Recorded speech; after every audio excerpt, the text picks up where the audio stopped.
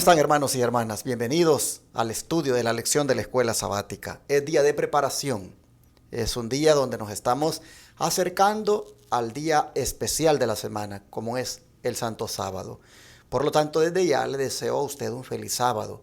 A los que han abrazado esta verdad y por la gracia de Dios se gozan en celebrar este día dedicándoselo al Señor.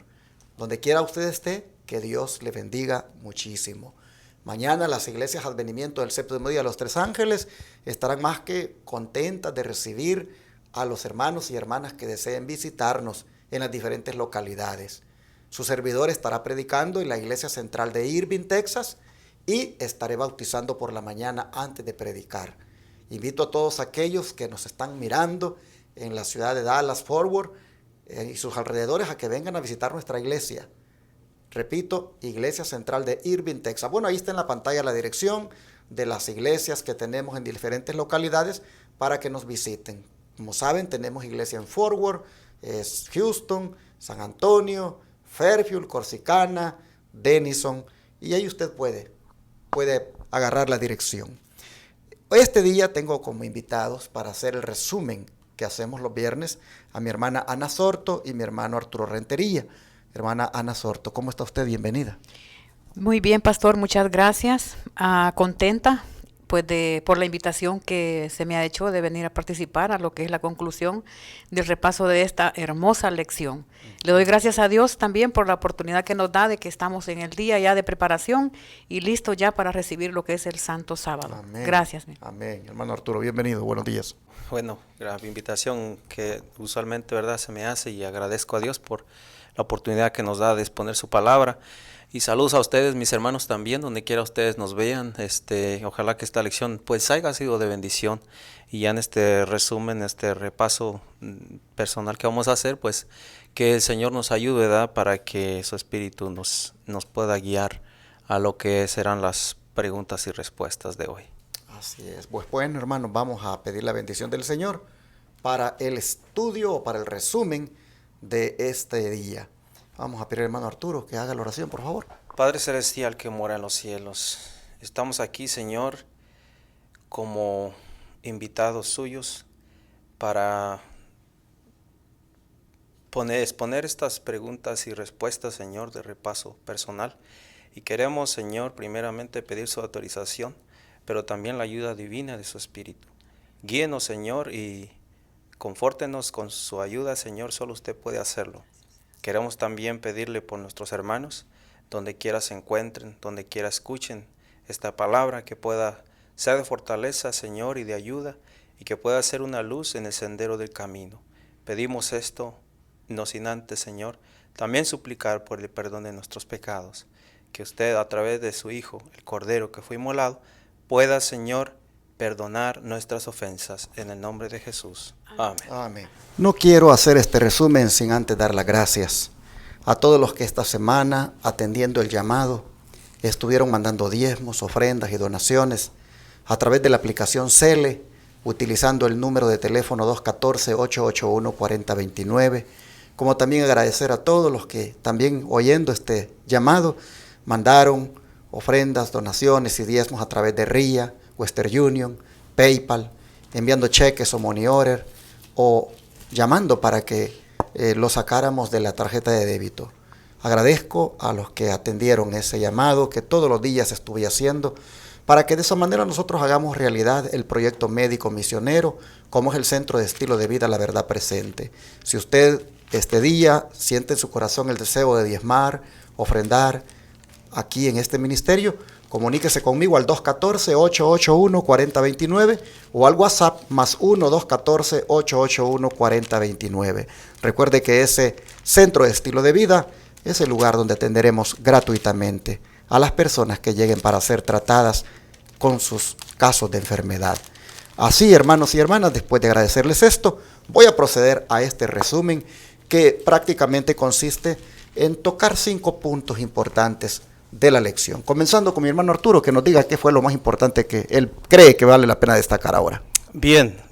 Entonces, la parte importante para lo que es la primera pregunta, dice aquí, ¿qué yugo innecesario trataron de exigir a todos, algunos de los primeros cristianos? Es la pregunta.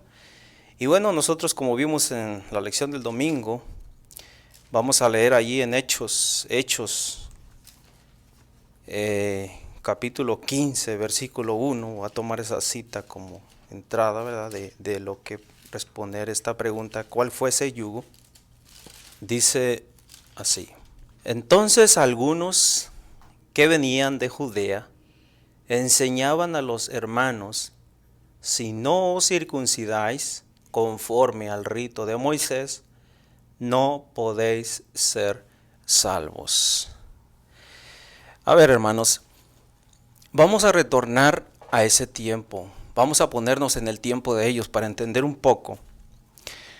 Resulta que la circuncisión por muchos años, y era parte de la ley civil, pero ley ceremonial, era una ley, ¿verdad?, instituida por el cielo. Cada hijo se circuncidaba, o alguien que era apartado para el Señor, ¿verdad?, era circuncidado, y de esa manera era apartado para Dios, para Jehová. Entonces esto, pues, sin duda estaba en algunos judíos que habían aceptado el mensaje de la iglesia primitiva, el mensaje de Cristo, la salvación, ¿verdad?, que viene a través de Jesús. Pero recuerden, ¿verdad?, que estamos hablando leyes ceremoniales.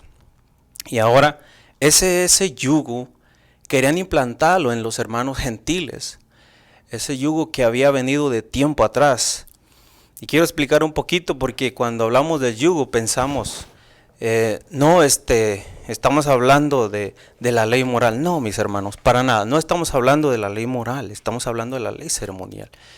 En realidad, todo eso, Pablo les exhortó y les dijo a los hermanos que no era necesario, porque ahora, tanto el circunciso como el que estaba circuncidado era igual, porque Cristo había muerto. Es decir, cuando Cristo murió y dio la vida, después de la muerte, pues todas esas leyes, ¿verdad?, quedaron abolidas.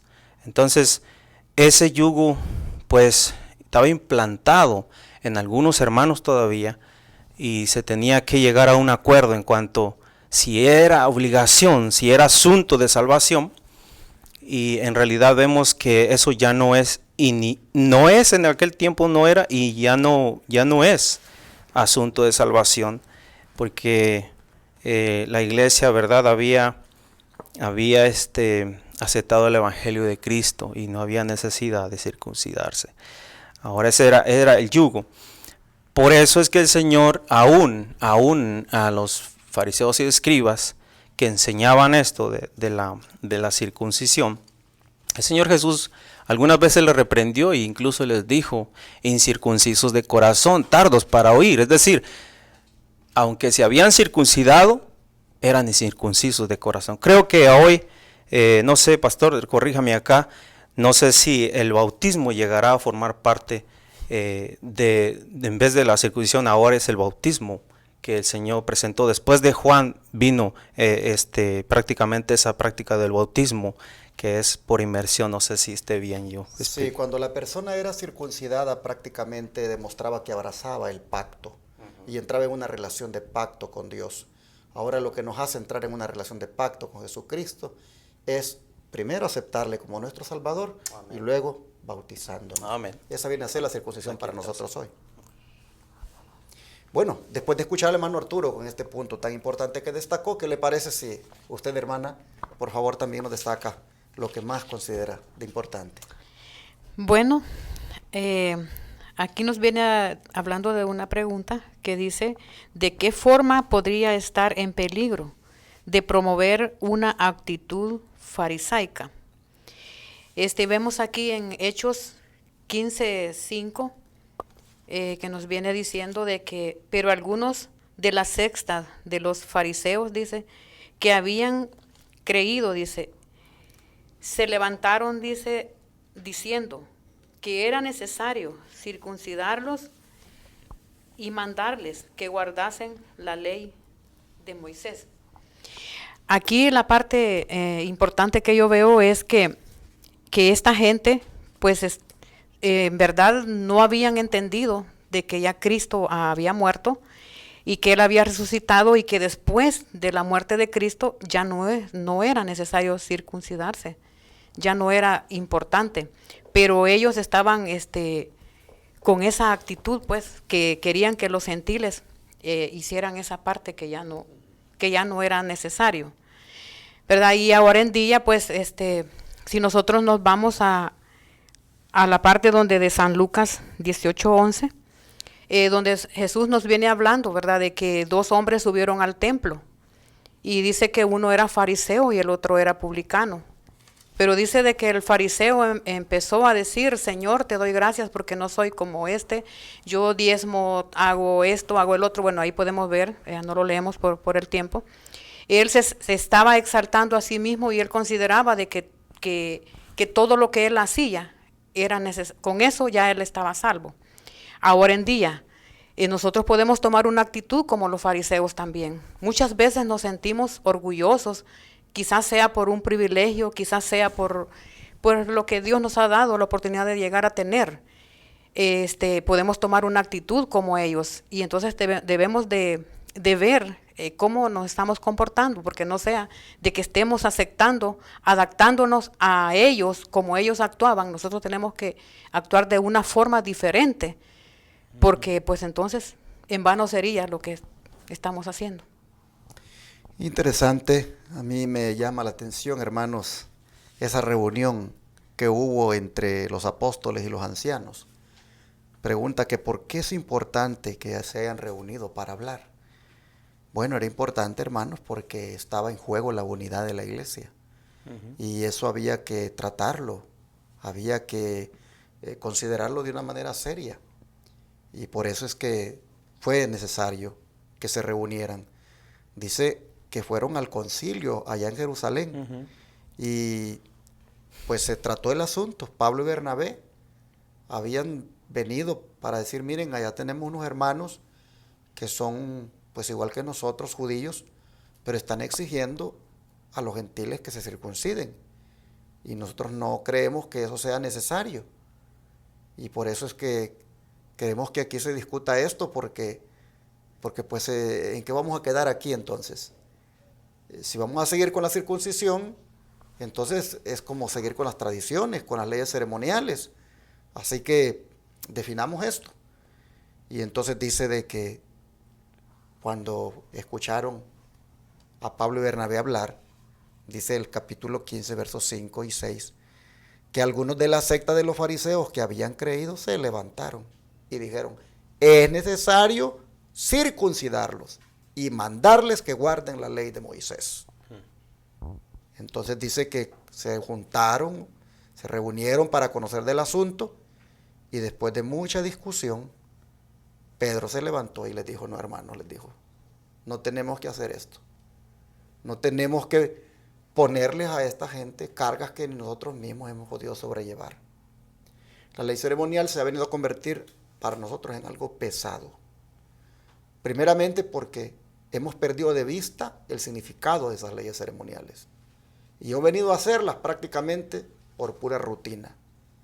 Y es más, le hemos agregado inclusive a esas leyes ceremoniales otras extras ahí, como por ejemplo lavarse las manos no sé cuántas veces, muchas cosas que se agregaron buscando de que hacerla más estricta.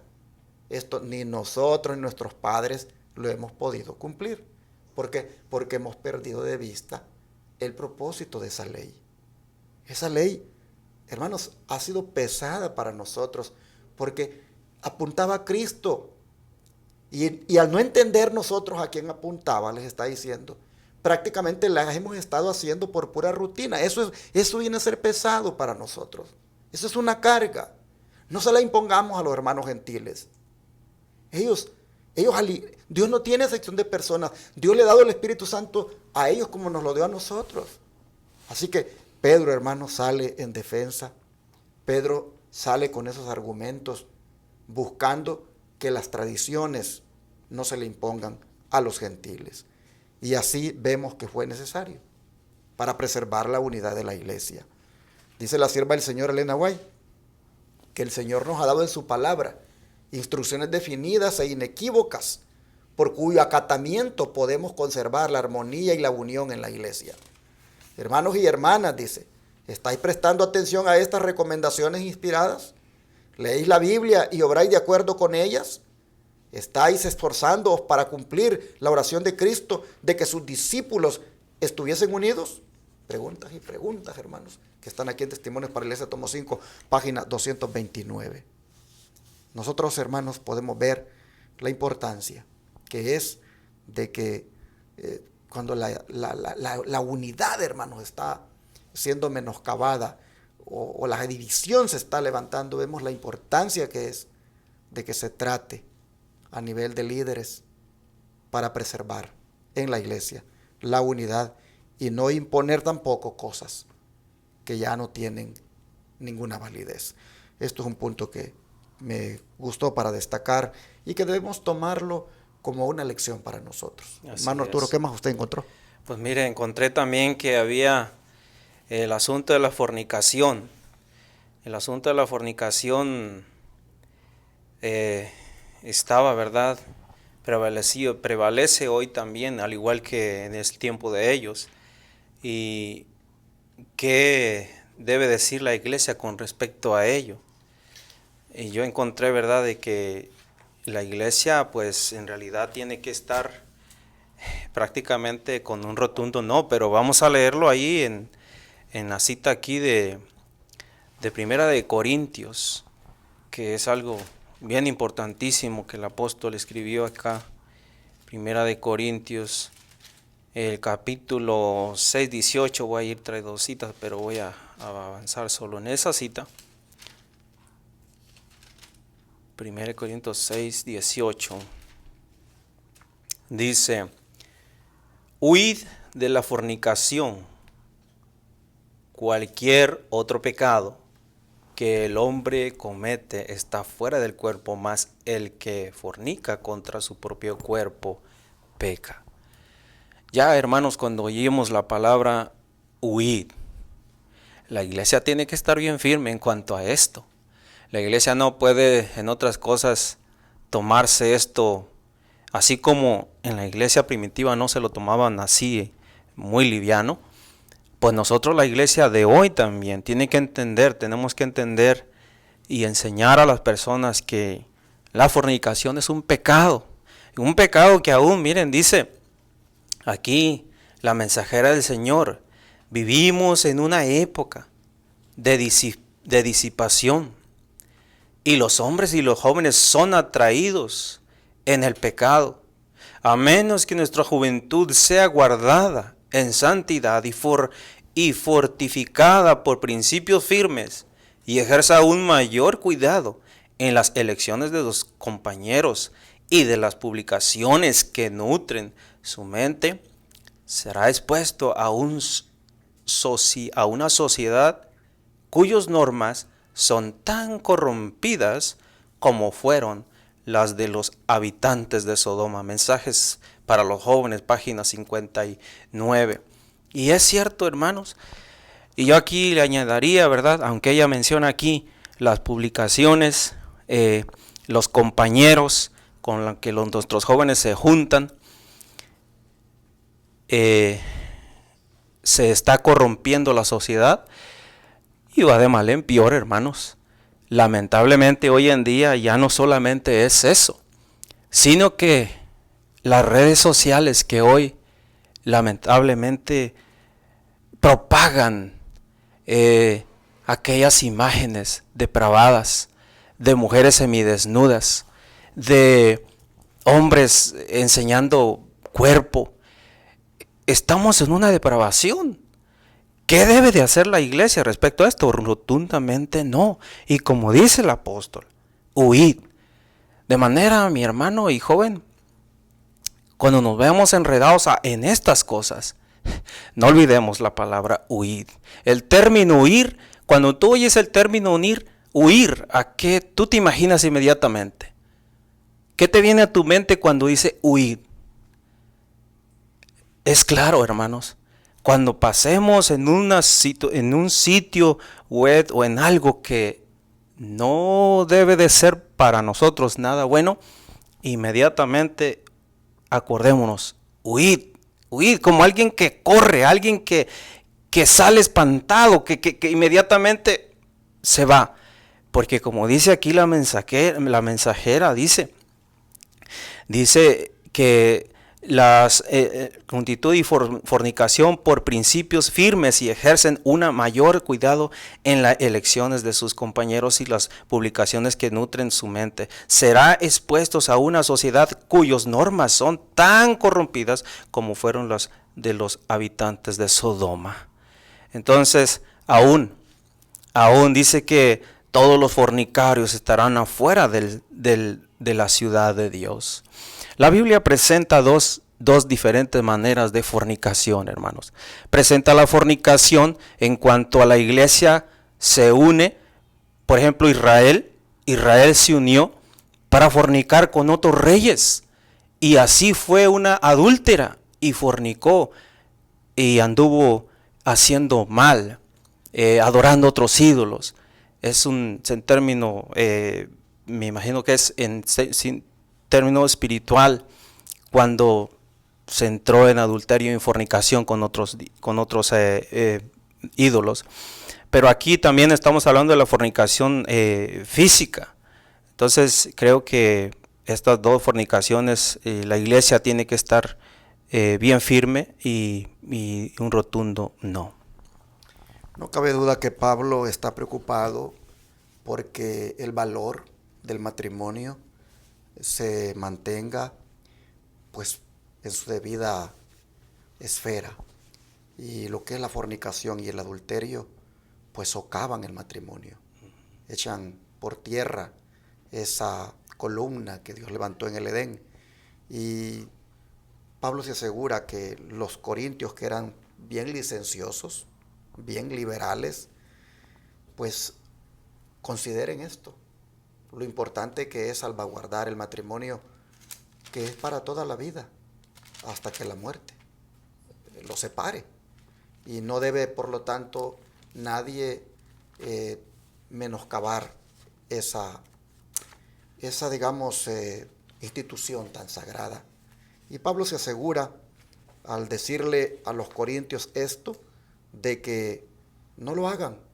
Y también ahora lo decimos acá: abstengámonos de eso, no juguemos con el matrimonio, respetemos esos votos de compromiso, de respeto que hicimos.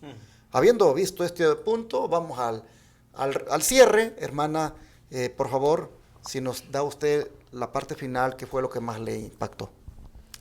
Bueno, aquí en esta parte nos dice: ¿por qué no debería sorprenderme la existencia de elementos disidentes hoy en día?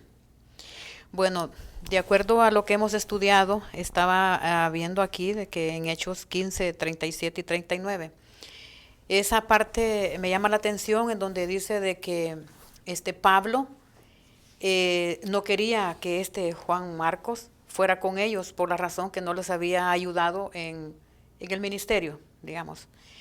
Bernabé quería que fuera con ellos. Y entonces resulta de que pues la decisión que Bernabé tomó de que fuera con ellos, se dividieron porque no estuvieron de acuerdo. Entonces hubo una separación entre ellos.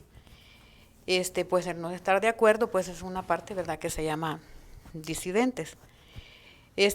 Aquí también podemos leer en donde había grupos en la iglesia. También había un grupo, dice que eran un grupo de hombres ambiciosos, que confiaban en sí mismos y que no estaban de acuerdo pues a las decisiones que tomaban. Ellos sentían que ellos podían hacerlo todo, ¿verdad? Aquí podemos ver en el relato que en el Hecho de los Apóstoles, en la página 159, que dice: estos hombres estaban decididos a ocuparse en la obra bajo su propia responsabilidad.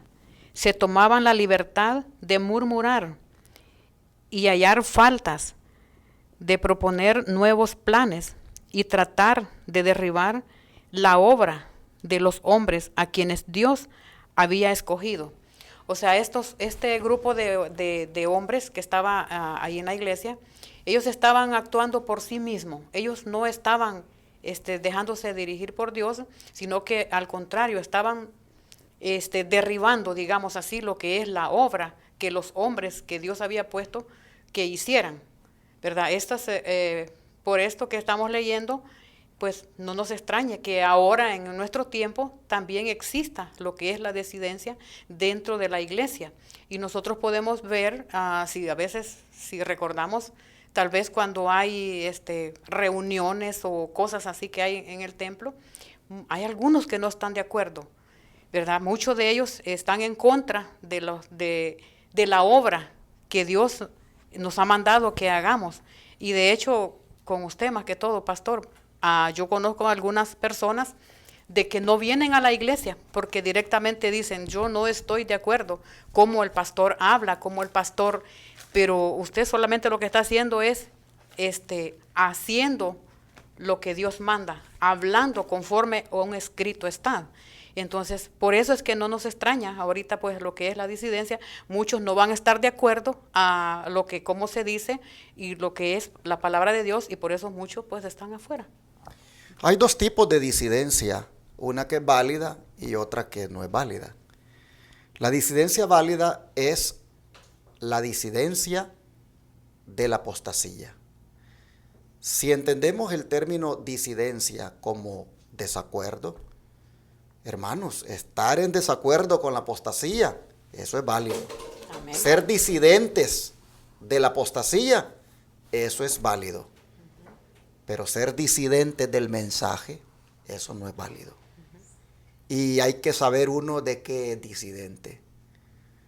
Aprobaron allá los apóstoles con los ancianos que se le enviara la carta a los hermanos de Antioquía diciéndoles: absténganse de ahogado, de carne sacrificada a los ídolos, de fornicación, y para nada le pusieron en la carta, y circuncídense. Sí, exacto. Entonces, cuando los que querían que sí se circuncidara la gente, dice Elena White, no lo dice la Biblia, Elena White por visión o por revelación, dice que cuando aquellos que se aferraban a las tradiciones supieron que en la carta para nada se decía de que tenían que circuncidarse, se incomodaron, se pusieron en desacuerdo, fueron disidentes del acuerdo que se había tomado.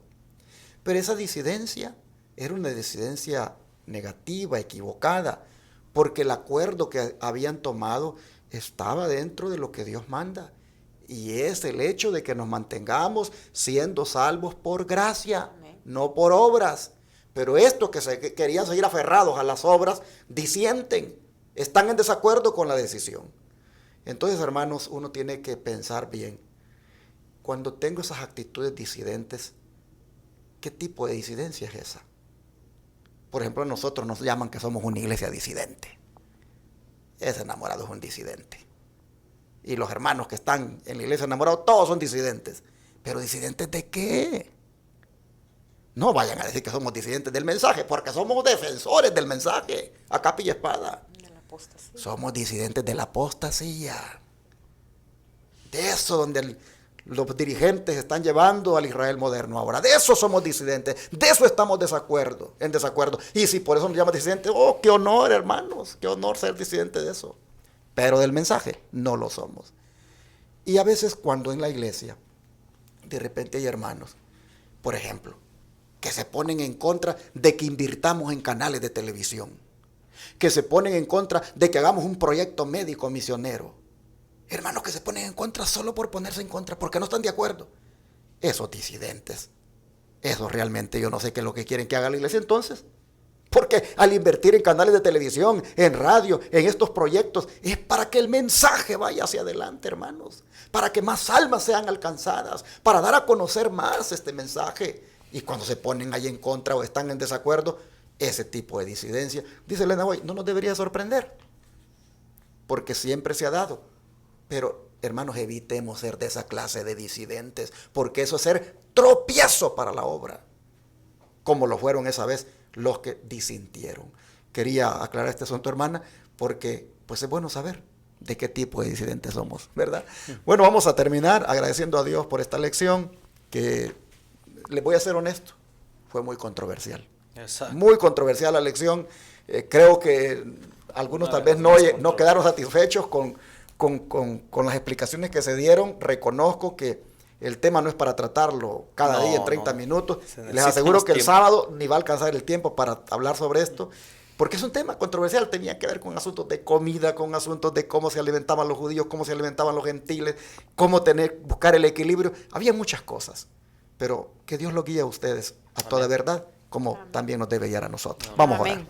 Padre, te damos gracias porque en esta lección nosotros hemos visto cómo en aras de la unidad tuvieron los discípulos que tomar una decisión para que no siguiera más esa división entre judíos cristianos y gentiles cristianos.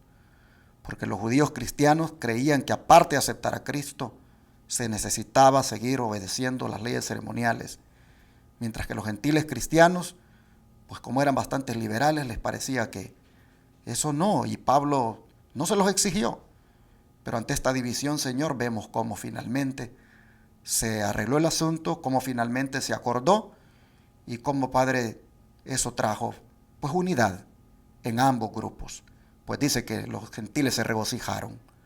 Y así, Señor, vemos nosotros que la iglesia bregó con esto, aclarando la doctrina, aclarando, Señor, estas cosas que aparecieron. La iglesia salió adelante. Ahora, Señor, sabemos que pues algunos no se quedaron quietos y continuaron siendo tropiezo para aquellos que creían que la salvación solo era por gracia, como también ahora lo existen, que hay tropiezos también en el pueblo remanente. Pero te pedimos que nos ayudes a nosotros a no ser piedra de tropiezo, sino ser hermanos y hermanas que se unen en la verdad presente y la proclaman, porque saben que esto es lo que el mundo necesita. Señor, gracias por tu lección, por tu palabra. Te rogamos que nos ayudes a aplicarla en la vida. Lo pedimos en el nombre de Jesús. Amén.